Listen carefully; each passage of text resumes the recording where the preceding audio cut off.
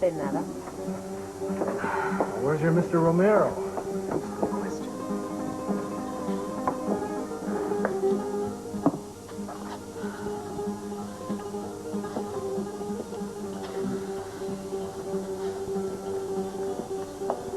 You are Miss Adamson? Yes, I am. You must be Mr. Romero. At your service. I am sorry to be late. I was delayed at an earlier appointment. That's quite all right. I'd like to introduce you to my associate, Keith McNeil. Keith, Mr. Romero is the Undersecretary to His Excellency, the President. How do you do? You're McNeil. It is my pleasure. May I sit down? Sure. Well, only if you have good news for us, Mr. Romero. I have spoken to His Excellency El Presidente about your request for an interview. Yes. That's where I was just now. El Presidente today has a full schedule. Tomorrow as well. It will be impossible for him to see you. I am sorry. But, Mr. Romero, I thought I explained to you on the phone the urgency Your of the friends situation. lost in an air crash. This is a terrible tragedy. But it would be an even bigger tragedy if there were no effort made by your government to find them. Don't you understand? Time is running out. Your president has got to see me today or lives will be lost. My dear Miss Anderson, lives have been lost already, I am sure. El Presidente has said it will be useless to send troops to look for your friends. They could not have lived this long in the jungle. There's no proof about that.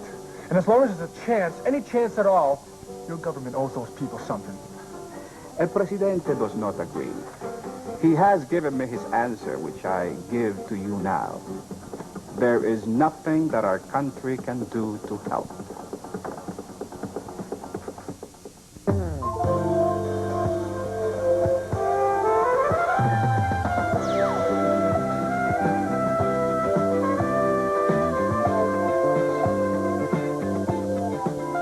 This is Search for Tomorrow. What to say? I really don't. Your president's reaction goes against everything I've ever heard about him. In what way, Miss Adamson?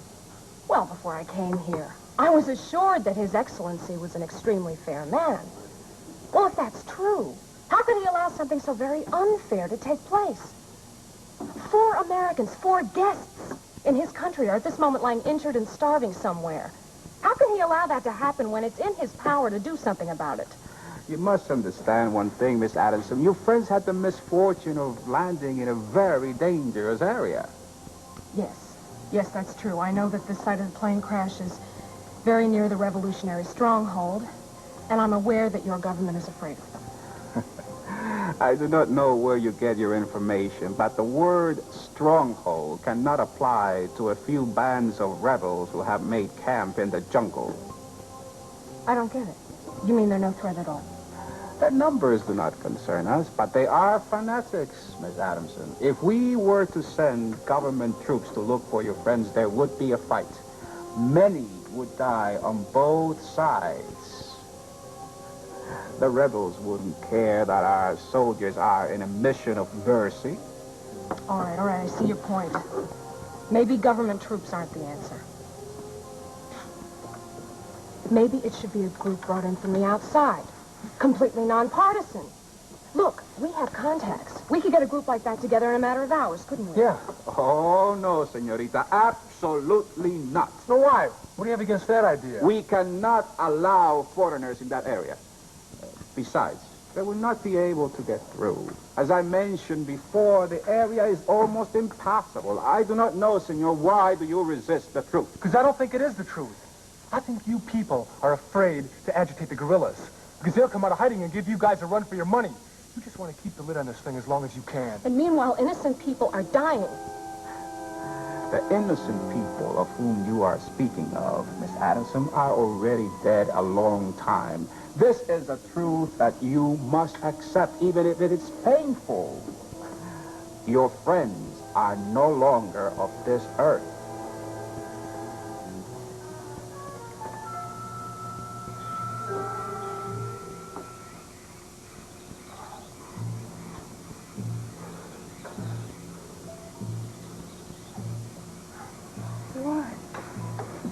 Shouldn't be up yet. No.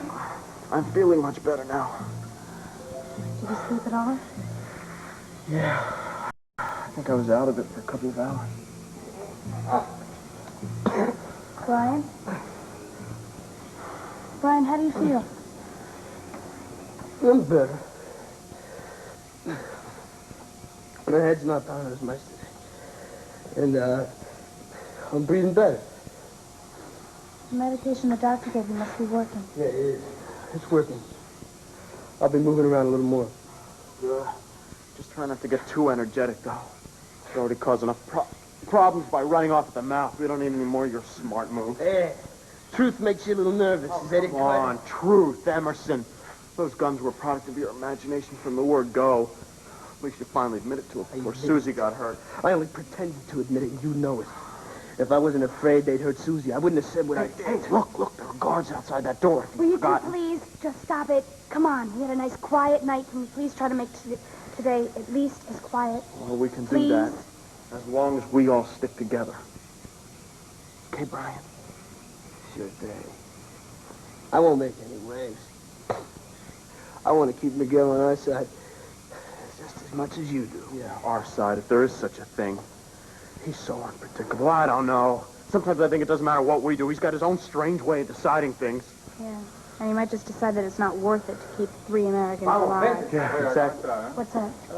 Breakfast. Yeah. You know, I'm hungry enough to say eat this slot. Brian? Hey, guys, tell him. This is not food. This is garbage. Brian, stop Garbage. it. Dándole de comer con las raciones tan bajas. No se preocupe, que Miguel me dijo que esto es americanito, no va a haber que darle más comida dentro de poco, ¿eh?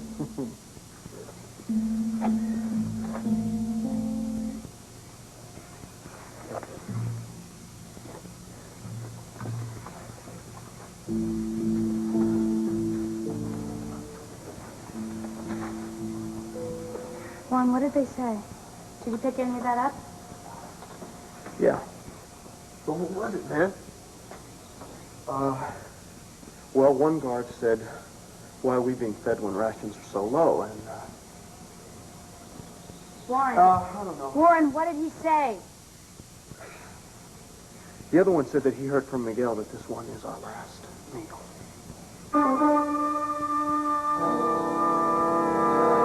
Left for lunch. Well, that's plenty. I'll put in 2 pieces of fruit. That's all I get for dessert? Fruit? No. I have raisins, the world's best dessert, huh? You're putting me on. Even Keith believes in cookies for dessert. Okay, if you want cookies, we'll make some when we get home this afternoon. Oatmeal cookies. I'd rather have chocolate chip, but I'll settle for oatmeal if I have to. You have to. I promised Keith I'd take very good care of you, and that's exactly what I intend to do. Morning. Morning.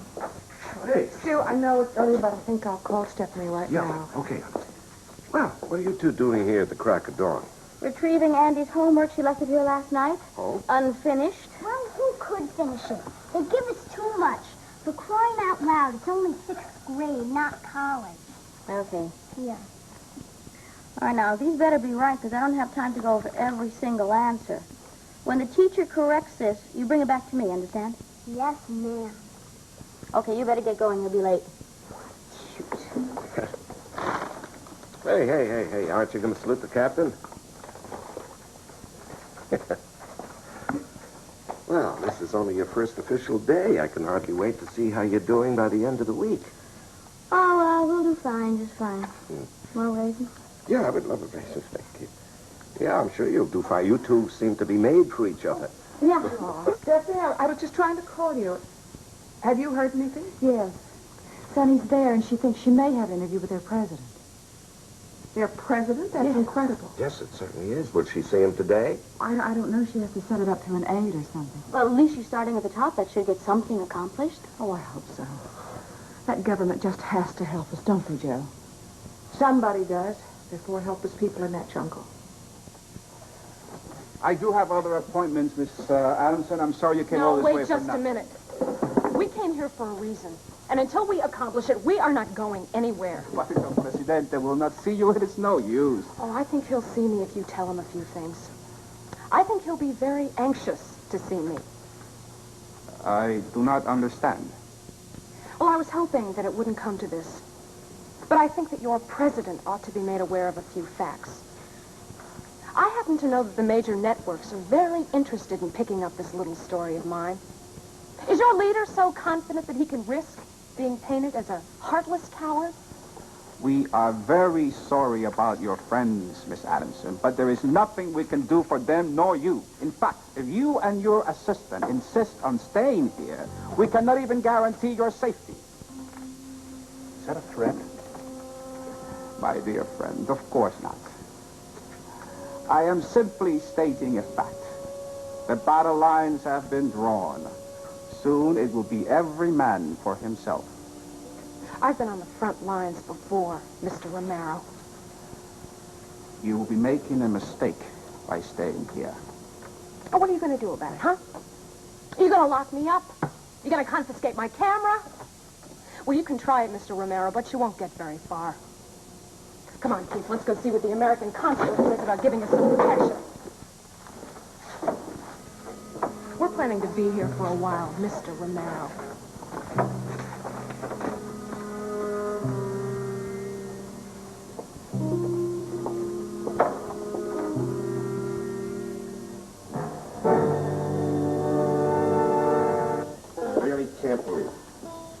I cannot believe that we're out of coffee. Do you know I must have ordered at least 8 tons of coffee when we first opened? Well, most people have 2 cups after dinner, sometimes even 3. That's a good sign, isn't it, when people want to stick around after dinner? You bet it is. Put mint on that list. Mint? Those juleps are selling like hotcakes. Well, listen, that goes with the territory, you know. After all, this is an absolutely authentic southern riverboat. Did I ever tell you when I first found this boat, it was on the Mississippi River? Yeah, New Orleans, right? Yeah. How many times have I told you that story? Several. But tell me again, you were in New Orleans? Orleans? Good morning. Well, hi, Rusty. Are you talking about my old stomping ground? Well, I was just getting a little nostalgic about the boat here, and poor Jenny has had to suffer through that story about 50 times, would you say? Oh, well, she doesn't look like she's in any pain. How are you, Jenny? I'm fine, thank you. You're welcome. Hey, Stu. I don't mean to butt in, but since the subject of your story is the riverboat, I'd like to talk to you about it. Oh? Yes. Do you have any plans for the lower deck? The lower deck? No, I never had any plans for the lower deck. No, the restaurant is a perfect size the way she is. I don't think we need any more room. No, I was... it never occurred to me to do any renovation on the lower deck. Well, it seems a shame to waste that space. Would you consider renting it to me? Well, I never thought of that. What are you planning to do with it? Oh, a little project I have mulling around. Look, maybe we can work out the finer points when I've got it all set in my own mind. Oh, yes, of course we can. Good. Joe? Ah, good morning, Joanne. Hello, Rusty. You're here bright and early. I wondered if anybody's heard from Stephanie. She said Sonny was hoping to have an interview with their president today. Whew, that woman must be quite a mover to have an appointment so soon. Well, perhaps we'll hear something this afternoon. Then maybe we'll know whether we're sending a searching party down. I have men standing by, ready to fly down to Balagua at the first sign. I'm so glad somebody's finally doing something. We're running out of time.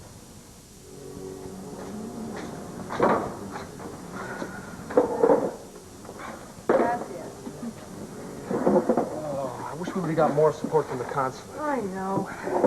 I don't know. Maybe they feel they've been sitting on a powder keg here for months. Maybe they feel they can't get involved in what's essentially a private mission. What do you say we have a beer? Sure. Okay. Dos cervezas, por favor. Gracias. Dos cervezas, por favor. What's his problem? Oh, forget about him. We've got more important things to worry about. Well, Sonny, what do we do next? I start filming. I emphasize the lack of cooperation, talk about obstructing freedom of the press. Then I take a few shots of some of the less scenic spots around here. When you intercut abject poverty with shots of the ruling class in their limousines, it makes a very powerful statement. One His Excellency. No, permíteme. Anyway, I think it should be pretty good. Sería un honor servir a los americanos ricos. Welcome to a humble country, señorita. It's always an honor to have People from the great United States. What is this? Nothing to be alarmed about, senor. Enjoy your beer. What is this? This is only local beer. Not good enough for you, senor. You have no American beer for our American friends. Please, look, you just let us drink our beer in peace, okay? Sonny, I don't think they're after peace. I think they want to start something. Don't play into their hands. Just ignore them. Keith. If you don't mind, I'll take my beer now. Of course, senor. Whatever you say. The American always knows it best. But you just ignore them. You don't want any trouble.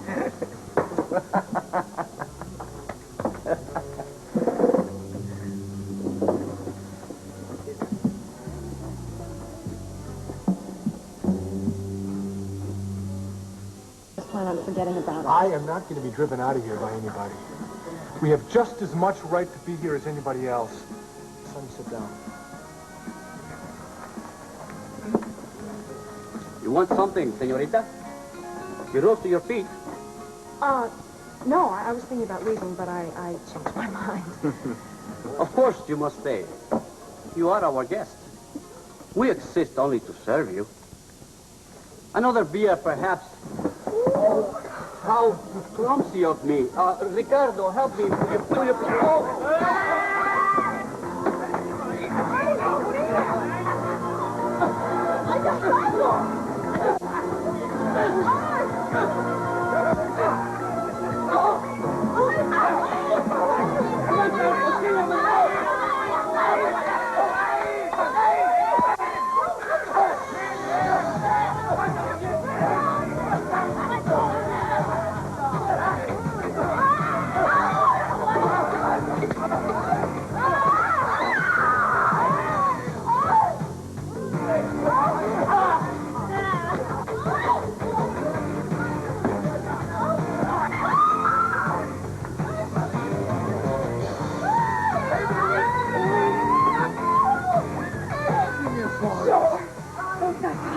They could scare us. Man, I had another thing coming. Come on, let's get out of here.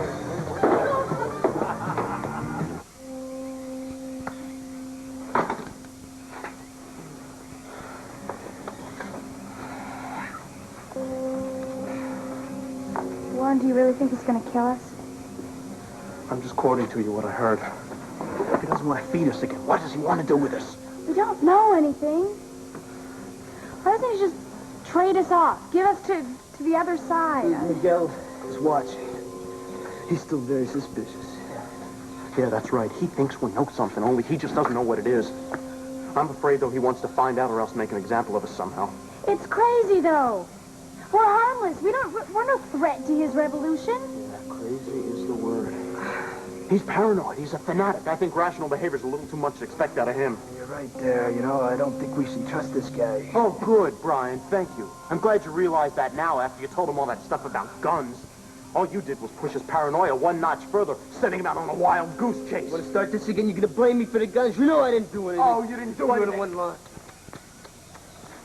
You're having words again, gentlemen. I do not understand why you can't make peace with one another. You will need each other now more than ever. Why do you say that? I have had news from the capital. Someone is looking for you. Who? Who's looking for us? I do not know. A reporter. A television reporter from your country. A woman.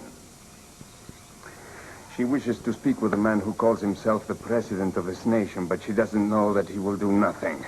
He will not send anyone to find you. How do you know that for sure? Because he's a coward. What I do not understand is what makes you so important that reporters are coming to look for you. But we're not important. It just proves they haven't given up looking for us. Evidently not. And you know why? Because it is, as I have always believed, you are spies. No! Maybe we are spies. Warren! Look, Susie, he's already convinced that we are, so why don't you just turn it around and use it to your advantage, huh? What are you saying? If we are spies, then why don't you trade us? Certainly the government's captured some of your men that you want back, huh? Why don't you trade us for them? You think I haven't thought of this possibility before? Then why don't you do it? Because there are other possibilities. Far more expedient and less trouble than negotiating a trade. In this case, I think I will choose a more simple solution.